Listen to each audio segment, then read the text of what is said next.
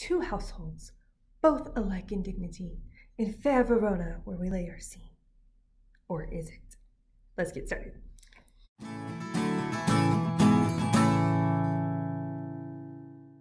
Hey there, friends. This is Caitlin Miller, your teen librarian from Hewitt Public Library. I have a new book to talk about with you today. It is a different take on Romeo and Juliet. It is called Verona Comics by Jennifer Dugan. The name in fair Verona, where we lay our scene, but Verona is actually a comic book store in this scenario. So yes, this is a take on Romeo and Juliet, except we have Ridley and Jubilee.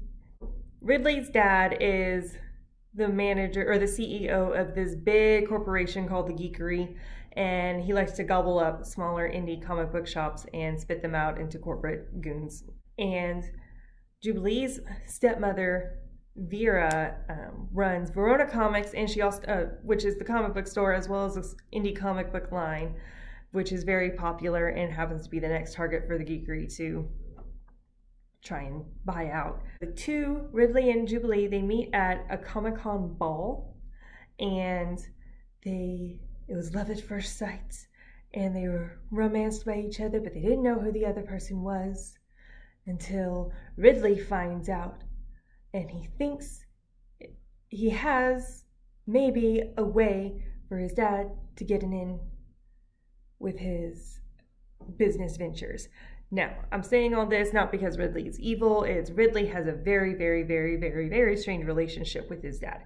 Ridley also has a series of anxiety issues and mental health disorders. And I'm not saying this in a bad, scary way, but he definitely needs some help. So this book is a take on Romeo and Juliet, but very loosely based. So it's not the same level of tragedy as the Shakespearean play. And this definitely brings it very much in the 21st century, especially if you are a geek or a comic book fan.